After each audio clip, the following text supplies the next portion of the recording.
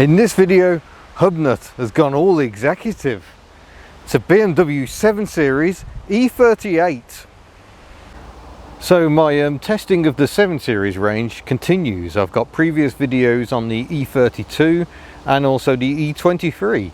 And so I'm not doing them in quite the right order, but now we're on to the E38, which replaced the E32 in 1994. This example on a P plate dates from 1997, I think, 96, 97. So it's a couple of years into production run. It's before they did any facelifts. And for my money, I reckon this was the last beautiful 7 Series BMW. It was absolutely peak season for BMW. I think this generation, the E39 5 Series, the E46 3 Series, absolutely gorgeous cars. It is very purposeful, but without being in your face. It's a very clean design, and well, in many ways it is pure evolution of the E32 that went before it. I think it somehow manages to look prettier, smoother, cleaner. Hofmeister kink on the rear windows there. Just even the rear lamp clusters. It's almost bland, but it's a car that doesn't have a line out of place. It really is very attractive, just very smooth. This example isn't the best. It's a little scabby in places, but it has done over 200,000 miles, which is a fairly considerable total. And it lives in Oxford, which is not exactly car city. This is a very nice part of Oxford. We've managed to get away from the centre. But yeah, a very impressive, very imposing car. You'll notice the wipers are pretty much entirely concealed. We will look at wipers. They are quite interesting if you're a wiper geek like me, at least. But yeah, let's perhaps start by having a look under the bonnet. So under the bonnet we have the M60 V8. This is a 740, so it is a 4-litre V8. The naming conventions were pretty much straightforward here. It's an engine bay that's seen a lot of miles. There's bits of power steering fluid leaking everywhere. It's not the best example perhaps, but all the more Hubnut because of that fact, I think. Fittingly, look, Oxford Grun Metallic. It is Oxford green, and also confirmed it was built in June of 1996. While we're here, we can take in the interesting wiper mechanism. You'll note there are 2 arms. That's a scheme that was very popular in the mid-90s. The 2nd generation Clio, Peugeot 206, even the Hyundai Trajet, or Tragic, whatever you want to call it, has this double-armed wiper setup. And I'm going to get the wipers going while we're sat here, because why not? What do you mean no? Open the door again, car. There we go. So if we fire up the engine, all very smooth, and I shall come round here and then operate the windscreen washers. And look at this really peculiar mechanism, and what that does is it kinks out the wiper blade, so it comes up towards this corner. You can see it jutting out. It's a very eccentric mechanism. It's a very interesting mechanism if you're as much of a wiper geek as I am. But yeah, a very smooth engine. Mostly what you can hear is fans running because the air conditioning's on at the moment. But yeah, big telescopic dampers on the bonnet, and we shall close those away. Yeah, we'll just give her a bit of a rev, shall we?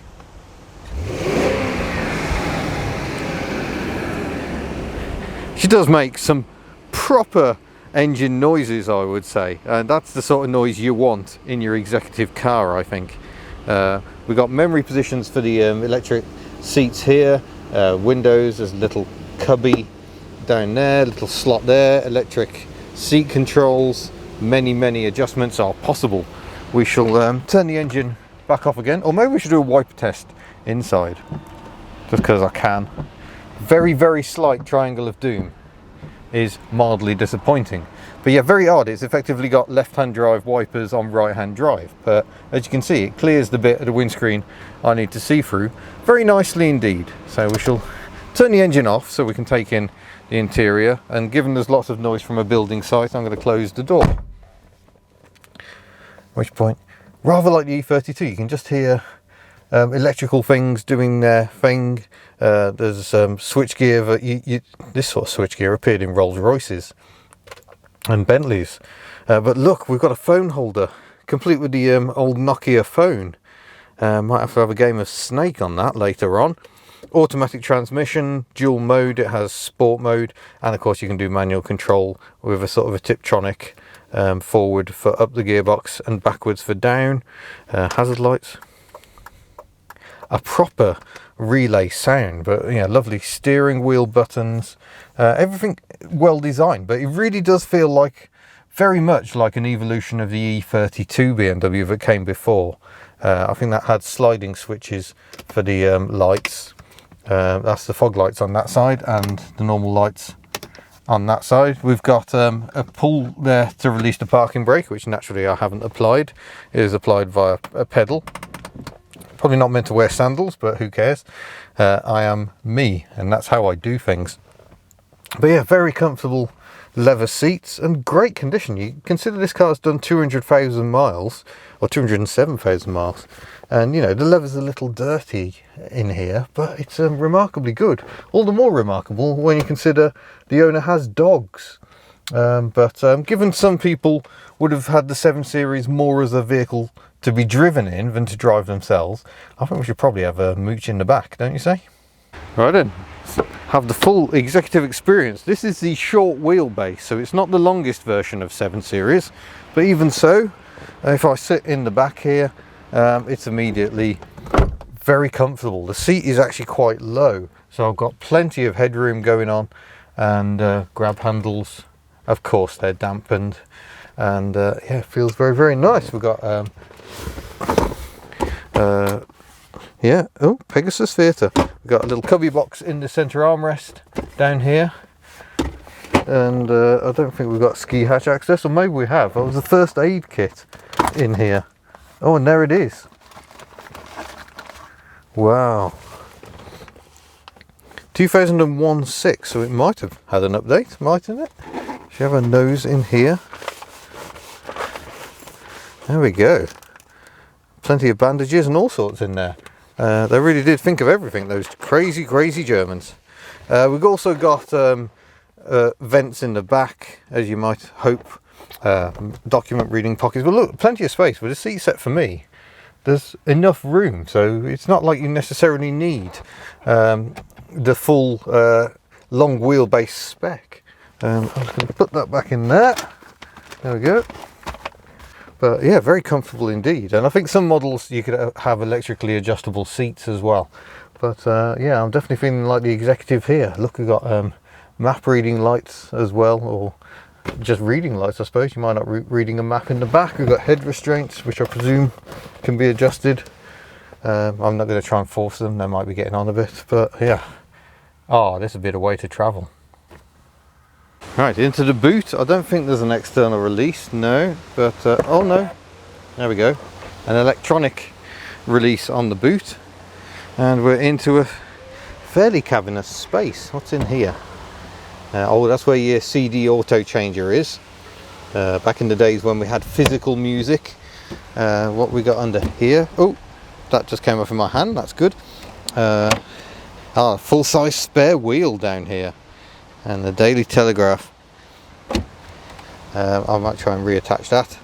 I don't think that was meant to come off in my hand, but it just did because reasons. But yeah, a boot this big, that's quite useful to have straps to actually hold stuff down. All I've got is a can in here, but yeah, even that is better than just having things rolling around. But very deep boot. In fact, I'm even struggling to reach that far down. The rear seat doesn't look like it folds, but again, more lashing points, and warning triangle in here, should think, but this hasn't been opened for a long time. There we go, and there we go, tools as well, towing eye, some spanners with BMW on, a warning triangle, which of course is a requirement in much of Europe, and a well-used screwdriver by the look of it.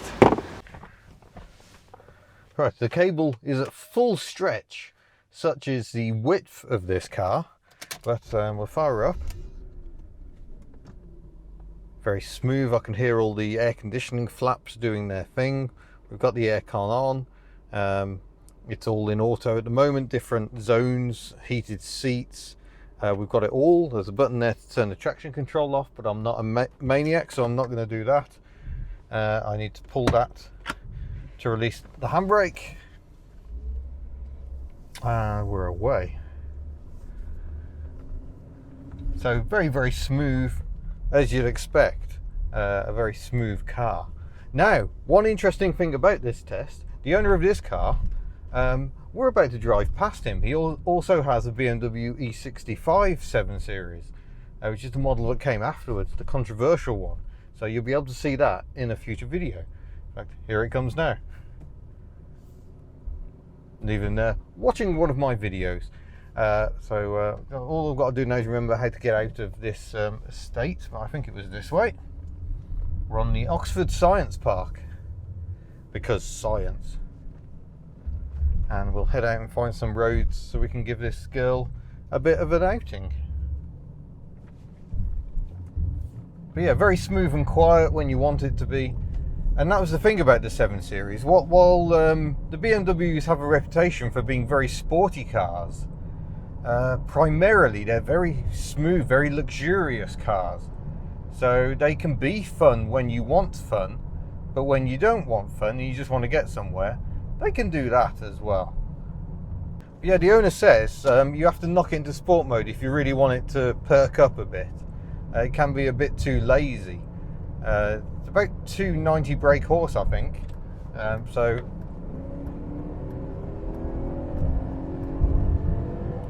jeepers, that's 70, and we're down onto a 50 mile an hour road just coming up there. Yeah, that's quite potent. We'll put it back into normal mode because we've caught people up again. And yeah, that is performance that was perhaps slightly lacking in the E38 735 I've driven. You could certainly drive that car really quickly, but out and out pace, it wasn't actually too ridiculous. This feels a very different kettle of fish. But of course, as soon as you put your foot down, it's got a little economy gauge. It's swinging between 50 and 10. And it spends an awful lot of time down at 10 when you're accelerating. Even accelerating fairly gently gets the needle. That's down to 12, that's 10, yeah. But as you'd expect, it just wafts along, and you'd be quite surprised, I think, if you jumped in this car, drove it, and then someone told you it had done 207,000 miles. So the E38, which we're in, ran between 1994 and 2001, and I think got prettier. I think when they gave it the facelift, gave it the clear lenses, it became a very, very pretty car. And pretty isn't necessarily a word you necessarily use to describe a big executive car, but certainly it made Jaguar's life very hard, because he was a very, very sporting car indeed. The ride, it is firm. At times it does crash a bit. You can kind of hear it more than feel it sometimes. But I guess that's what you get, I'm afraid. BMW kind of put handling slightly ahead of ride, but nowhere near as much as most modern cars. Right, we are in sport mode. We've got a lay-by. Let's try and give it some 0 to 60 beans.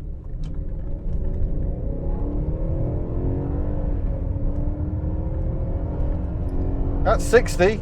Jeepers. That is pretty brisk and a very nice noise as well. It's not quite up there with the raw urge of an LS powered Australian ute, but by heck does this car lift its skirts and get a shift on when you want it to. Yeah, because it's a German car, quite a long travel on the throttle pedal, so you don't have to drive it like a full loon. You can just take it nice and easy. if you want. I guess some people do.